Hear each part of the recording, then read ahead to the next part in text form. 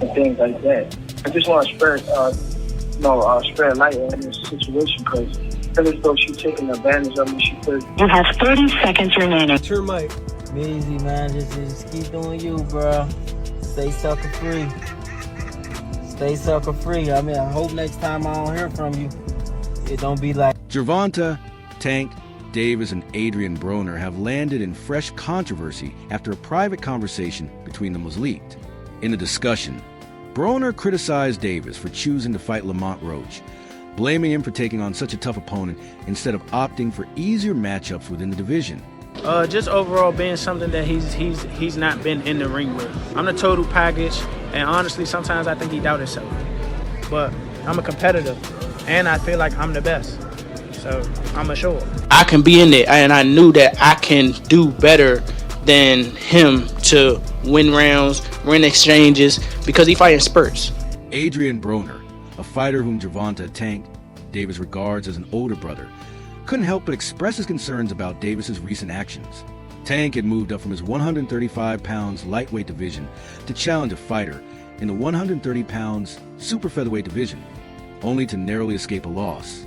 During the call, Broner, visibly disheartened by the draw, expressed that Davis was fortunate to avoid defeat, especially after the tense 9th round incident.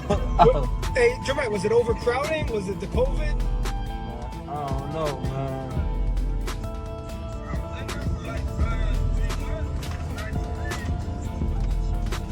I just don't get it, man. You know. For Adrien Broner, it was particularly painful to watch Tank Davis falter, especially since he'd been so eager to ensure Tank wouldn't repeat his own mistakes and end up in the same position.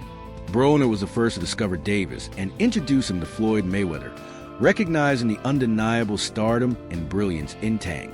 Unfortunately, Broner has been left disappointed, as Tank now seems to lack the consistency and discipline necessary to live up to his potential.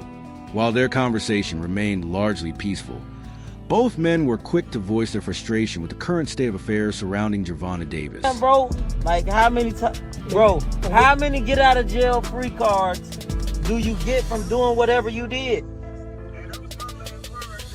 The main point of contention between Gervonta, Tank Davis, and Adrien Broner was the prospect of a rematch with Lamont Roach. While Tank was eager for a rematch, Roach believed that it would do Tank no favors and would only tarnish his reputation and undefeated record. It seems as though Adrien Broner has lost his faith in Davis, and much like a father concerned for his child, Broner has become increasingly paranoid about Tank's future. He now urges Davis to leave the sport while his record remains untarnished. Broner had always seen Davis as the next big star after Floyd Mayweather, but with things now taking a different turn, he feels compelled to step in and protect Tank from further setbacks. Tank want a rematch. Let me know now. Do you want to fight Tank again? He said he gonna do a rematch. Do you want to fight Tank 100%. again? It's only a matter of time. We're gonna fight. We're gonna fight again. It's just whenever the fight gonna happen. So it's gonna happen. It's gonna happen.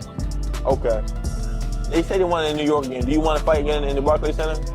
I wouldn't mind, but I'd love for it to be in DC.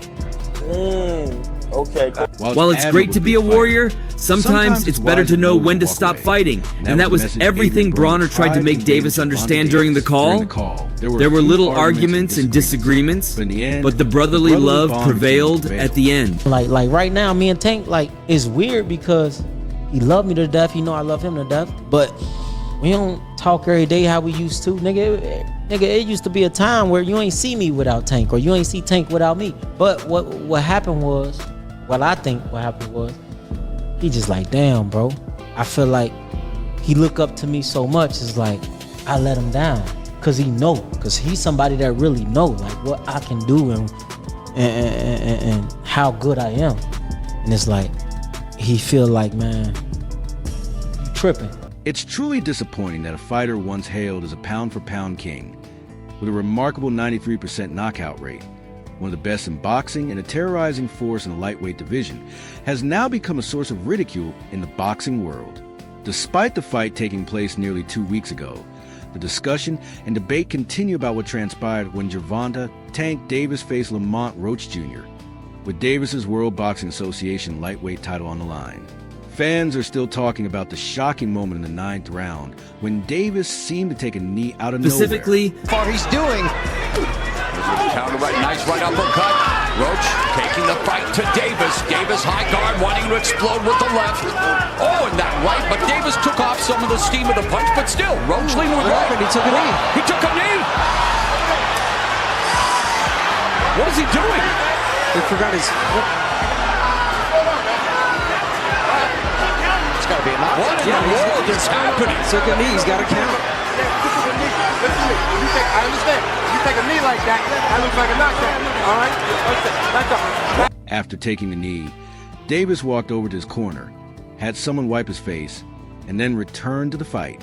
Surprisingly, referee Steve Willis didn't call the knee a knockdown nor penalize Davis for essentially pausing the fight in the middle of the round, which could have been grounds for disqualification, while Davis managed to escape a majority draw decision. His reputation has taken a severe hit. Many believe that the knee should have led to his first loss on his professional boxing record. Combat sports fans, known for being unforgiving, have turned the outcome of this March 1st fight into a source of harsh criticism, leaving Davis as a target for negative sentiments. First off, your coach just said, can you confirm, did you get your hair done 2 days before the fight? Yeah. I ran water over it today, but I must ain't do it enough. Can you describe what the feeling was like in the ring? And was it to get the towel out, to get the burn out of your eyes, or what was going on? I didn't want to get caught. I didn't want to get caught while my eyes was burning. And you know, like, you can get knocked out like that. So I'd rather take the knee than, you know. But I didn't really know that you can, like, get disqualified for all that. Or, like, when you start counting, I'm like, what the hell? But I don't know. This is evident from some of the top comments on Davis's Instagram post, where he and Roach were jawing at each other before the fight. Captioned, "See y'all tomorrow." One top comment, which has nearly 3,200 likes, read, "The one bro took a knee." This comment, along with others, appear about a week after the fight and continues to roll in, showing that fans are still upset about the outcome. Another fan wrote, "You are clearly the better fighter, but why do you play around so much?" A third added, "You took a knee and blamed it on the grease from your hair. What?" What was going through your mind when you heard the decision? Nobody like a draw, you know, from a guy that get knockouts and things like that, but it's cool. I feel like if we fight again, I could do more, and I should have did more. I was lost in I lost track in the rounds. That's why we need, what is it called? Yeah, man. It's hard to imagine that Davis will be able to shake off the controversy before his rematch with Lamont Roach Jr. takes place, but all signs point to a rematch being on the horizon.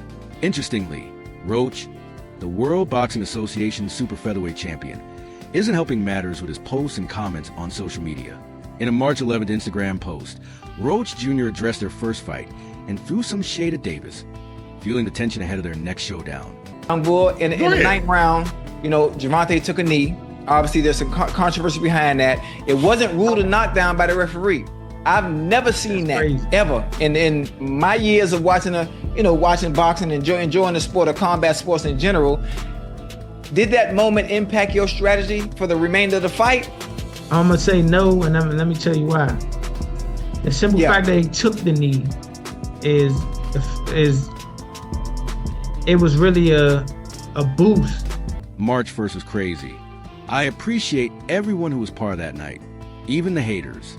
First, I want to thank God because none of this would be possible without him. I want to thank those who truly believed in me from the start, especially my family.